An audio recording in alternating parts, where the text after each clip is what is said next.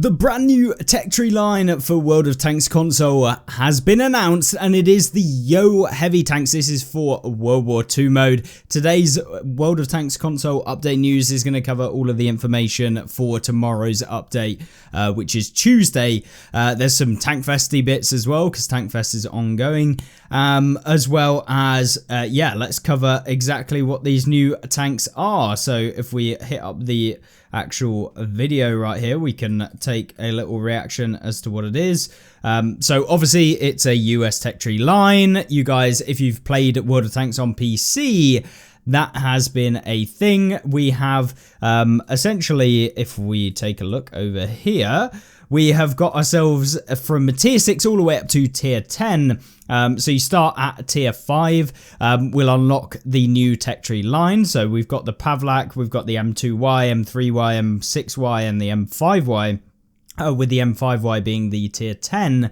But as well as that, we've got the M4Y, which is a premium vehicle. So this one you can actually purchase from tomorrow, so you can get it straight away. The ultimate bundle comes with it, kitted out. I don't usually recommend these at all because they put in a load of equipment that you might not necessarily use in the first place, as well as some XP and commander and days of premium. So usually I just suggest getting the base tank, even though you don't get a savings on it. You don't get the extra stuff that are buffing up the price by like 5k, so it's just better to just buy what the actual tank itself, and then you got the loaded bundle, which comes with some boosters if you really wanted those. But this is kind of a tank that is somewhat interesting.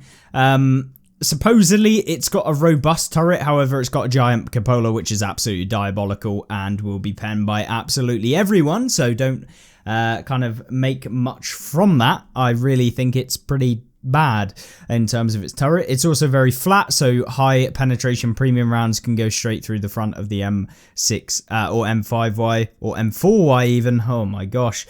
It does get gun depression, so this tank does, if we take a look at the depression, it's got 10 degrees, so it's okay. I mean, it's, you know, decent. And then you've got a pretty lackluster DPM of 1912. This is a tier 8 vehicle, so it plays up to tier 10. Power to weight ratio 18, which is actually pretty decent.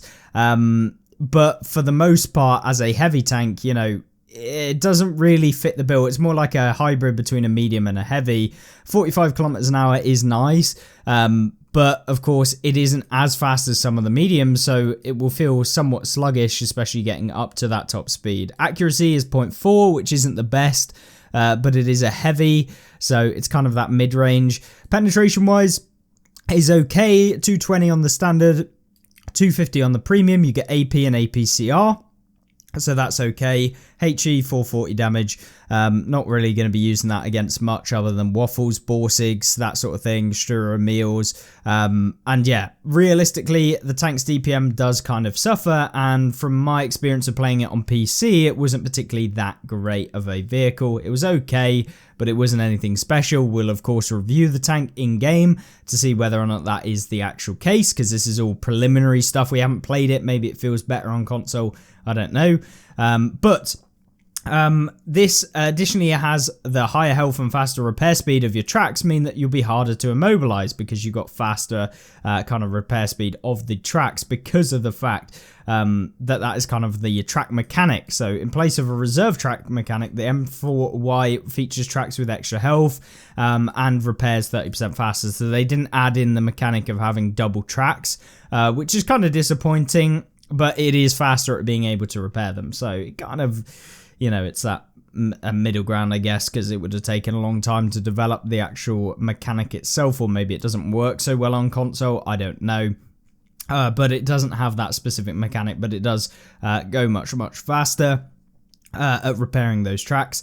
So that's kind of that tank. Do I think it's going to be worth it? I probably wouldn't say so. I mean, this tank isn't particularly any different from the tech tree line that we've got. So obviously the ones that you can get for free. So usually not particularly too interested in that. But is there any extra information in here other than what they look like? The M5Y, so the tier 10, is actually quite good. The turret is kind of interesting, but it has a garbage side armor, so that gets penned very easily as soon as you angle your turret away. Think of it almost like a Tornvang, where it's very strong frontally, with minimal amounts of cupolas on the actual tank itself. But at the same time, as soon as you angle the turret, this flat side becomes very weak, at least on PC. But obviously standard pricing on all of these vehicles will kind of start at the tier 8 because that's kind of where, or maybe we'll start at tier 7, but they all feature that same sort of thing. A DPM on these tanks is not the best, which is what kind of makes them a little bit suffer with regards to being effective tanks within the game, at least as heavy vehicles. The tech tree line is somewhat slower as well, so they're quite slow to get into kind of the areas. But really where these tanks actually start to become okay usable is when you get to like tier 9, because the turrets do actually get significantly better. Tier 9 has these giant cupolas on the left and right, which can be penned, as well as the hull armor is a little bit bouncy, but for the most part, people are going to go straight through the upper plate of this thing. So it's not the most ideal candidate for like a very good vehicle. And once again, you know, DPM is actually okay on this, and it gets 420 alpha, which is kind of nice, that middle range. And then as you go to the tier 10, it removes those kind of gigantic cupolas on the left and right, making it much, much better at going hold down. As well as the fact, if we have a look, all of these tanks pretty much get 10 degrees.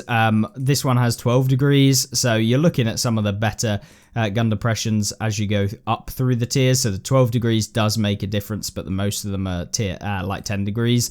And accuracy and aim time gets better, but the DPM kind of sticks at top out of all of them at like 2,500 with the M6Y. And then, yeah, as you go down, 2,500. So basically, you're kind of capped out on the DPM when you reach the tier 9. And then as you get to the tier 10, it's basically an armor buff and some slight buffs to, like, the general stats of the tank.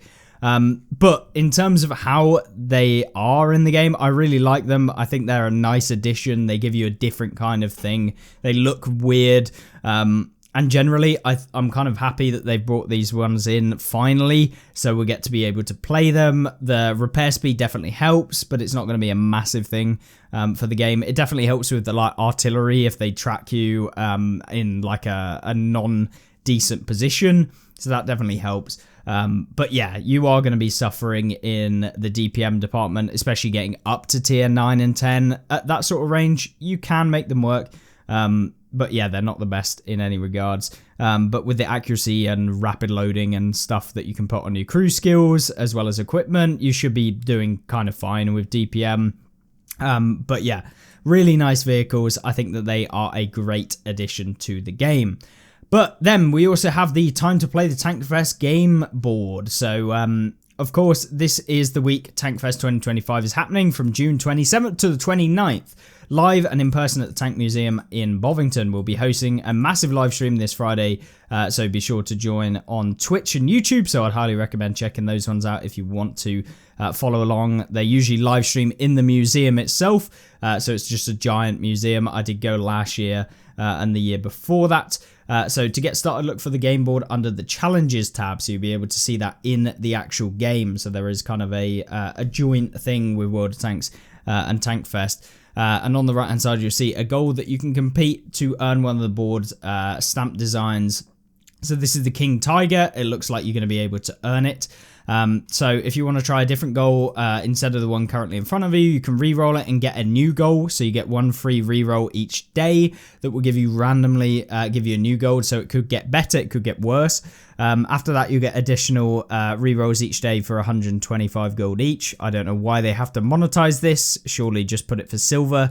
But there we go. I'm sure they just want to farm some extra bits of money. It's kind of getting ridiculous, as I said in the monetization video that we did recently, whereby pretty much anything you can think of in the game can be bought, or at least there can be a bonus, like you can pay extra in order to make some money. Like not absolutely everything, but pretty much everything from my experience, you can just pay and skip or do whatever. So I wouldn't recommend paying to get rerolls.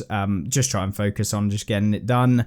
Tankfest game board is a 4x4 board. After you fill all 16 squares on your game board with stamps, you get the ultimate prize, which is the German Tier 8 King Tiger Heavy. It's actually a very fun one. I really enjoy the King Tiger. It's just, you know, it's also got this fantastic skin. So if you haven't already got it, you can get it with this during Tankfest.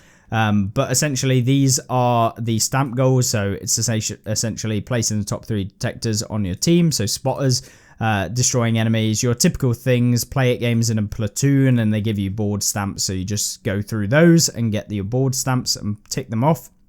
And then as you complete the columns in the board, so think of it like you know, you're going from square 1 to 4 on the downwards, you'll get, you know, 8 commander XP boosters. Column 2 give you some extra stuff, and as you go through, obviously completing everything will give you the King Tiger. So that's a nice little addition as like a Tankfest thing, as well as having ourselves a exclusive Tankfest 2025 emblem as well. So you won't be able to probably get these unless you buy them. I don't know if they're going to sell those in the store, maybe. But yeah, nice to have those as well. So that's basically the update news for this week. There's not a huge amount, but I thought I'd cover it. You know, the new tech tree line, definitely excited to try these out in the game. Although they may not be the most competitive tanks from what I can probably guess already, they should be fun to actually try out and give a little information as to whether or not they're going to be any good. But I would recommend going down them. They are a fun tech tree line to play on PC, so I assume they'll be kind of similar